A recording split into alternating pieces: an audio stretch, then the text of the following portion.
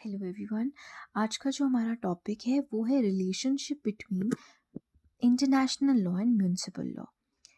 और ये चीज़ बहुत ही ज़्यादा इम्पॉर्टेंट भी है क्योंकि हम हमेशा ये बोलते हैं कि जो इंटरनेशनल लॉ है ना, वो एक्चुअली लॉ है ही नहीं। It is based on positive morality, right? तो अब इम्पॉर्टेंट चीज़ ये आती है कि इंटरनेशनल लॉ और एक कंट्री की जो लॉ है, उनमें आपस में कैसे वो लॉ इम्प्लीमेंट कराई जाएगी, क्या होगा, वो सब हम इस वीडियो में जानेंगे। इंटरनेशनल लॉ ऐसी लॉ है जो कैसे इम्प्लीमेंट कराई जाएगी, स्टेट के द्वारा इम्प्लीमेंट कराई जाएगी। लेकिन म्यूनिसिपल लॉ अपने आप ही इम्प्लीमेंट कराई, मतलब it has a sanction in it, यानी कि वो इन्फोर्सेबल है। नेशन, एक पर्टिकुलर नेशन में जो लॉज बनती हैं, इंडिया इज़ एन एग्जाम्पल। अगर जैसे फॉर एग्जाम्पल अभी हमारी भारतीय न्याय संहिता आई है तो वो क्या है, इन्फोर्सेबल है, इंडिया में उसे इम्प्लीमेंट कराया जा सकता है। लेकिन अगर इंटरनेशनल लॉ कुछ बनती है और फॉर एग्जांपल इंडिया बोलता है जी हम हमारा तो कॉन्स्टिट्यूशन इसमें अलाउ नहीं करता, we can't be a part of this particular law which has been made by that particular international organisation, तो फिर हम क्या करेंगे उस केस में, वो लॉ आपकी चल ही नहीं सकती। इसीलिए इन दोनों का रिलेशनशिप स्टडी करना बहुत ज़रूरी है। बेसिकली अगर हमने इंटरनेशनल लॉ को कहीं पर भी लागू करवाना है, बेसिकली इम्प्लीमेंट करवाना है ना अगर किसी कंट्री में इंटरनेशनल लॉ को, तो उसमें सबसे इम्पॉर्टेंट चीज़ है कि उसका जो कॉन्स्टिट्यूशन है वो इस चीज़ की परमिशन देना ज़रूरी, अनिवार्य है उसमें। अगर वो कॉन्स्टिट्यूशन के हिसाब से उनकी इंटरनेशनल लॉ नहीं है तो वो इंटरनेशनल लॉ उस कंट्री में लागू नहीं होगी। इनका रिलेशनशिप बनाना क्यों ज़रूरी है? इसलिए भी ज़रूरी है क्योंकि हर कंट्री के डिप्लोमेट्स अलग अलग कंट्रीज़ में रहते हैं। तो जो उनको डिप्लोमेटिक इम्यूनिटीज़ मिली है, और वो किस वजह से मिली है, क्यों मिली है? क्योंकि उनके कॉन्स्टिट्यूशन में वो प्रोवाइडेड है। अगर उनके कॉन्स्टिट्यूशन में वो प्रोवाइडेड ना हो तो फिर इन डिप्लोमेट्स को इम्यूनिटी मिलेगी ही नहीं इन कंट्रीज़ में। ठीक है जी। जैसे फॉर एग्जांपल अगर मैं एक तरह से बात करूं कि इंडिया पाकिस्तान के बीच में वॉर हो जाती, बहुत ही हीनियस, मतलब आप समझ सकते हो कि हमारे रिलेशंस वैसे भी अच्छे नहीं है विद पाकिस्तान, पर उनकी डिप्लोमेट्स हमारी कंट्री में रहते हैं। अगर हम उन इस चीज़ को अबाइड नहीं करते, हम इंटरनेशनल जो लॉज बने हैं उनको फॉलो नहीं करते, तो यहाँ पर जो पाकिस्तान के डिप्लोमेट्स बैठे हैं उनके ऊपर खतरा है, राइट? अब इस चीज़ के बारे में हमें एक पिनोचेट केस आया। पिनोचेट केस ने बेसिकली, आई एम सॉरी अगर मैं गलत प्रोनाउंस कर रही हूँ तो, but this is my pronunciation. Pinochet case 1977 का केस है जिसमें ये चीज़ कही कि international law gives an individual certain rights and obligations which can directly be enforced by international courts.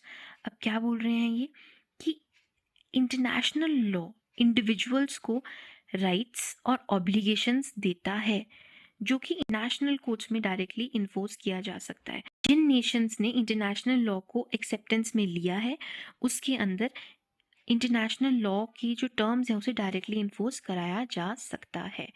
तो सीधी सी क्रक्स इतनी सी है कि अगर इंटरनेशनल लॉ को इम्प्लीमेंट कराना है किसी कंट्री के अंदर तो वहाँ की जो म्यूनिसिपल लॉ, यानी कि जो लेजिस्लेचर है या उनका जो कॉन्स्टिट्यूशन है, वो उस चीज़ की एक्सेप्टेंस में होना चाहिए।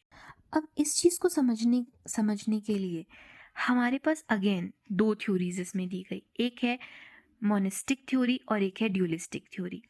आप समझ सकते हैं, मोनो मतलब सिंगल और ड्यूलिस्टिक मतलब डबल, ठीक है? मोनिस्टिक थ्योरी जो थी ना, इसी इंटरनेशनल और म्यूनिसिपल लॉ के रिलेशनशिप को समझने के लिए 18th सेंचुरी में आई। इसमें दो जर्मन स्कॉलर्स थे, मोजर एंड मार्टिन।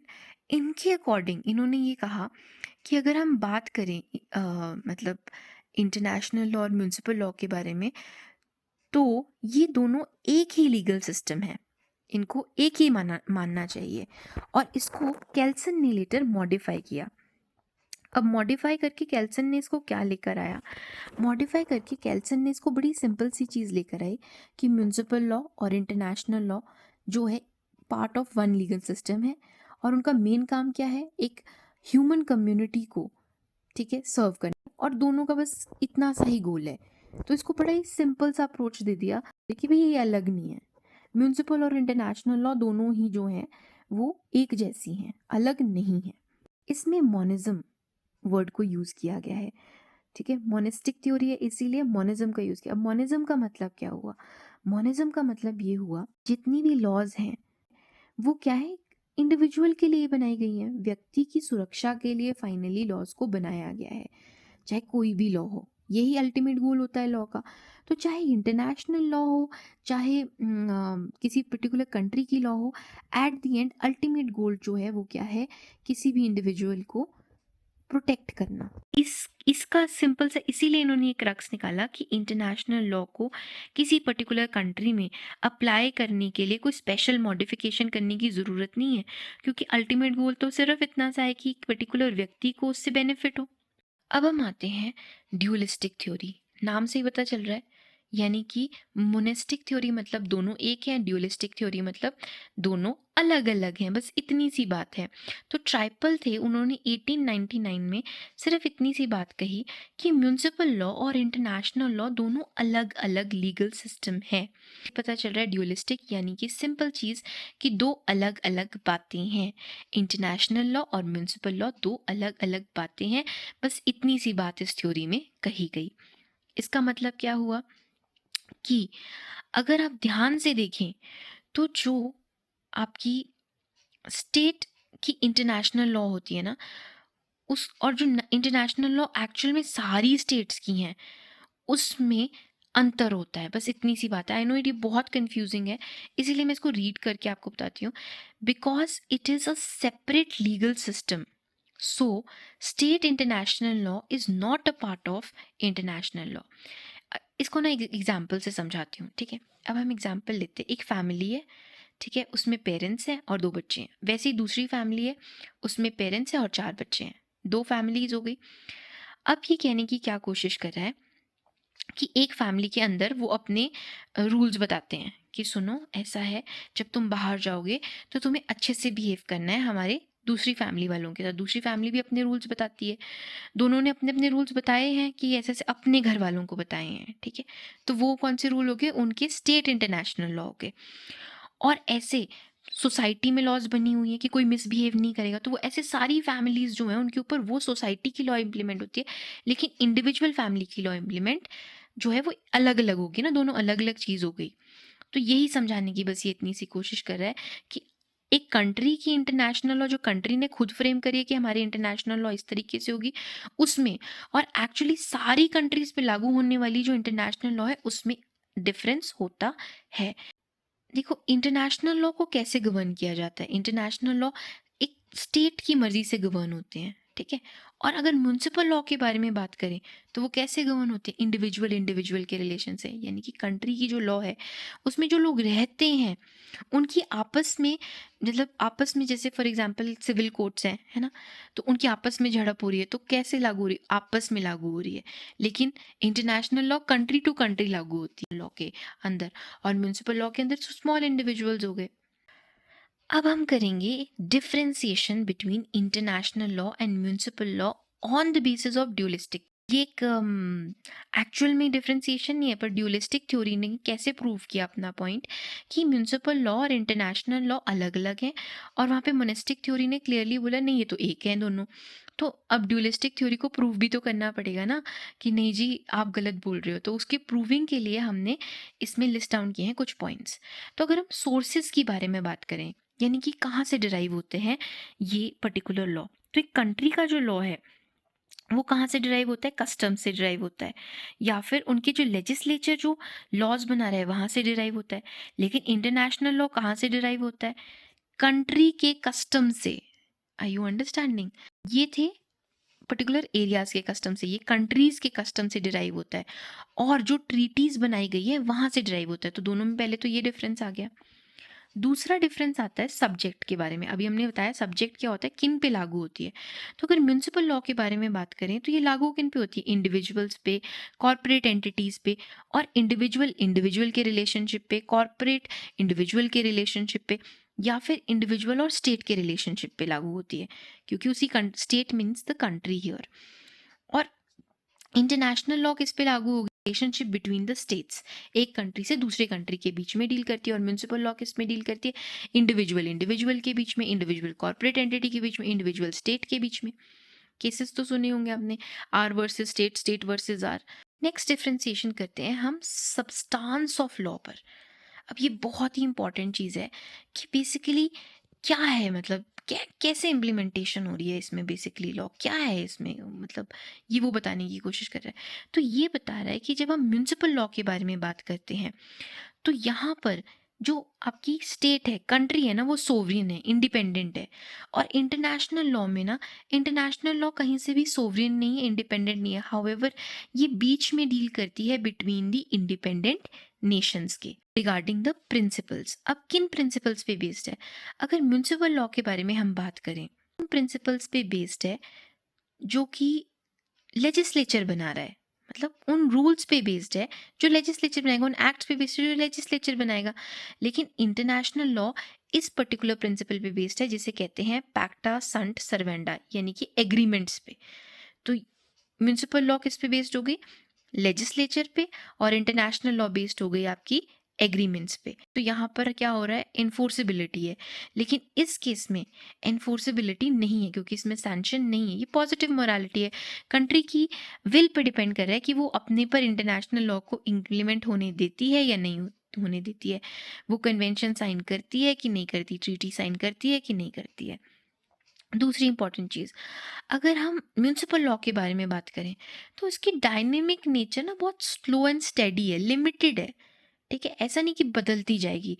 लेकिन इंटरनेशनल लॉ इंस्टेंटली चेंज हो सकती है। आज किसी और नेशन के साथ ट्रीटी हुई, उस नेशन में वो लॉ नहीं थी, इंटरनेशनल लॉ एप्लीकेबल नहीं थी, लेकिन ट्रीटी साइन होने के बाद वो लॉ उस पर एप्लीकेबल हो गई।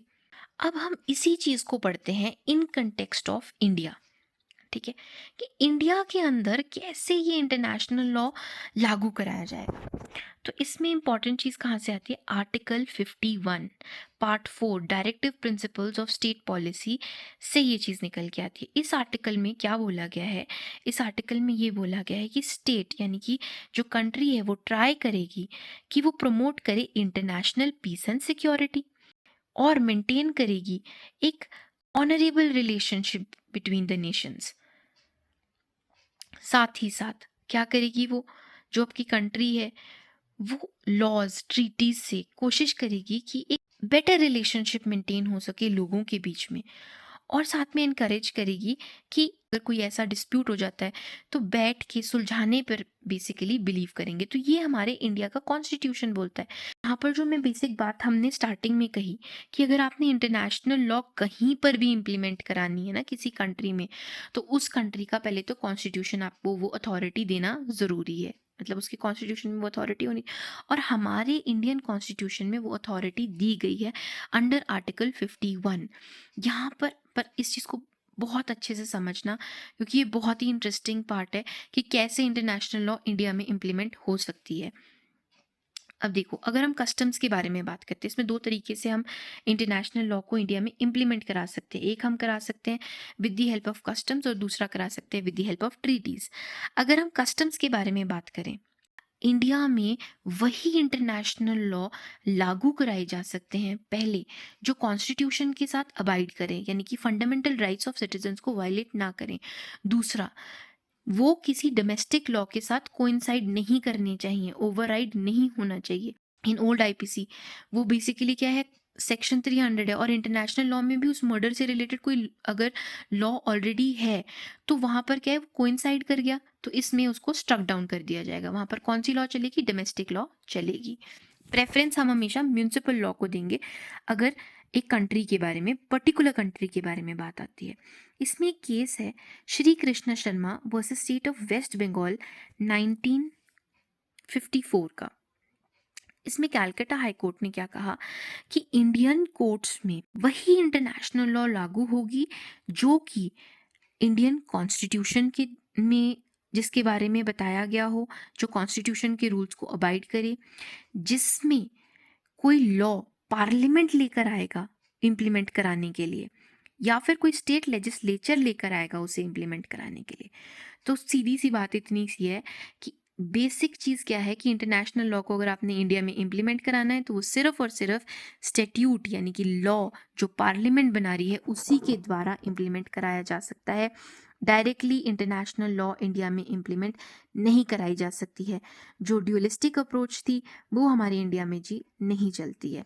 It is a separate approach. अब हम आ जाते हैं ट्रीटीज़ के ऊपर। अब क्या है कि ट्रीटीज़ आपको पता है कि वो जो हम साइन करते हैं कंट्रीज़ के साथ, वो ट्रीटीज़ बेसिकली इंडियन कोर्ट्स में बाइंडिंग नहीं होती है जब तक लेजिस्लेचर उसको नहीं लेकर आता है।